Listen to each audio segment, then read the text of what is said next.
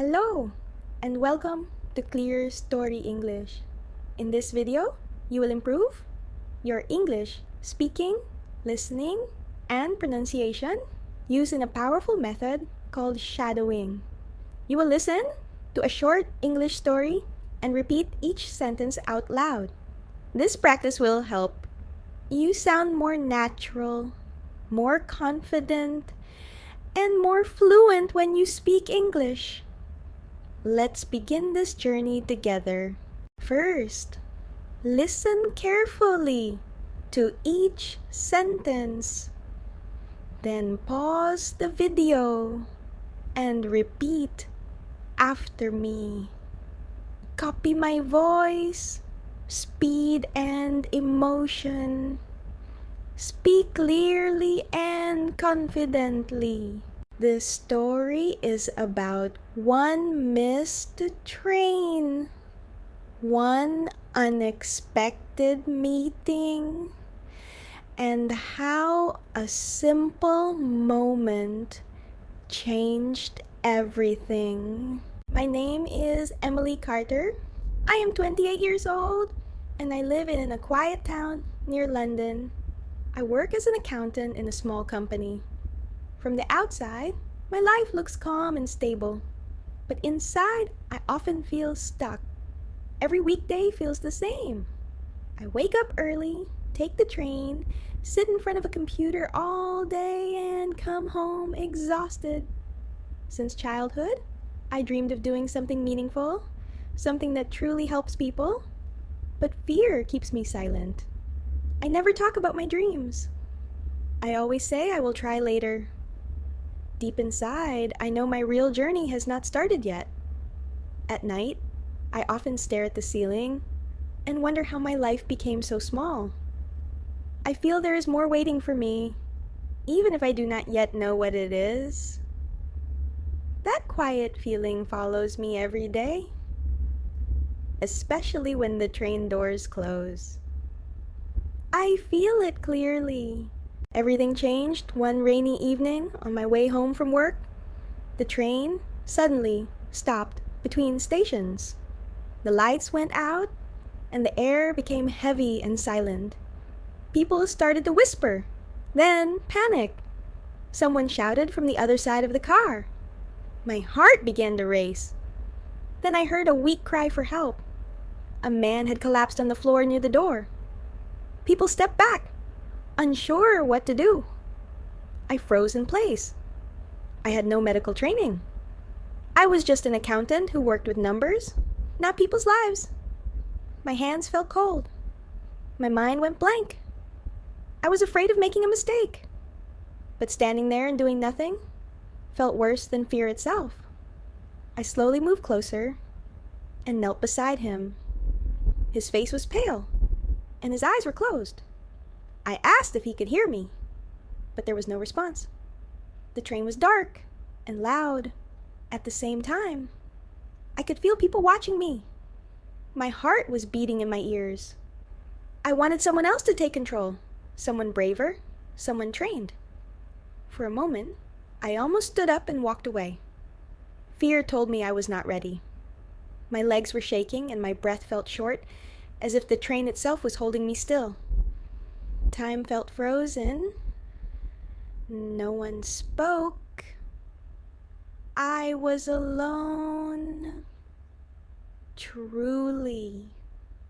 Now, when I realized no one else was going to help, something inside me shifted. I took a deep breath and forced my voice to stay calm. I asked someone to call emergency services and another person to turn on their phone light. I checked if the man was breathing. He was not. Panic rose in my chest, but I pushed it down. I remembered a short first aid video I once watched late at night. Almost by accident, I placed my hands on his chest and began compressions. I counted out loud to stay focused. 1, 2, 3. My arms started to hurt quickly, but I did not stop. The train felt unreal, like it was floating. People watched in silence. Every second felt heavy. I was afraid I was doing it wrong, but I kept going. After what felt like forever, the lights flickered back on. Security and emergency staff rushed in. They took over smoothly and confidently. One of them looked at me and said quietly, "You did the right thing." Those words echoed in my mind long after they carried the man away. I stepped back, my hands shaking, my heart pounding so hard it hurt. People began talking again, as if the world had restarted. I leaned against the train wall, trying to breathe normally. I kept replaying the moment in my head, wondering if I could have done more or if I had made a mistake. When the train finally moved, I stayed standing, staring at the floor. I felt exhausted, scared, and strangely awake. That night, I could not sleep. Every time I closed my eyes, I saw the man's face and felt the weight of my hands on his chest. I realized something important had happened. I had crossed a line inside myself. For the first time, I did not run away from fear. I stayed. In the days that followed, that moment followed me everywhere. At work, numbers on the screen felt distant and meaningless. On the train, I watched people more closely. I noticed how fragile everyone looked, including myself. I started reading about first aid during lunch breaks. I watched videos again, this time with purpose. I felt a strange pull, a mix of fear and excitement. Something had been awakened. I realized that helping that man was not luck. It was a choice, and I could choose again. One evening, as the train doors closed behind me, I felt the same quiet feeling as before, but it was different now. It was stronger, clearer. I understood that this moment was a turning point. I could go back to my old routine, or I could listen to this new voice growing inside me. The fear was still there, but it no longer felt like a wall. It felt like a door. I stood there quietly, holding onto the rail, knowing that my life would not feel the same again after that night. I was scared, but I was ready to move forward. That moment on the train stayed with me, quietly changing everything inside. It was real. Truly. Go. In the weeks after that night, my life slowly began to change. I signed up for evening first aid classes and studied after work. I was tired, but I felt alive. For the first time, my days had direction. I stopped telling myself that my dreams were unrealistic. Helping that stranger showed me who I could become. I was not just an accountant anymore. I was someone who could act when it mattered. Fear still appeared, but it no longer controlled me. I learned that courage is quiet. It is a small decision made in a difficult moment. And that decision can change not only one life, but many, including your own. I began to notice how differently I walked, how differently I spoke. I listened more carefully to people around me. I felt responsible in a new way. I realized that meaning does not come from comfort, but from action. Each evening as I studied, I felt closer to the person I wanted to be. I understood that helping others was not something special people do.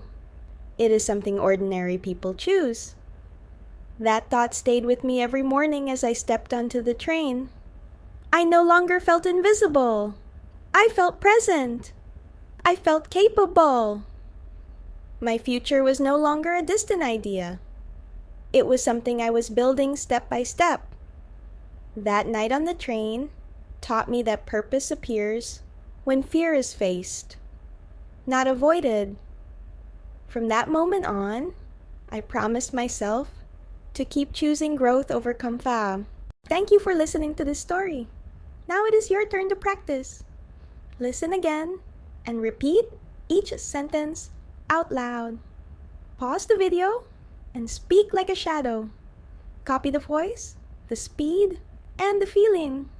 Remember, progress comes from small daily practice. Even 10 minutes a day can change how you speak.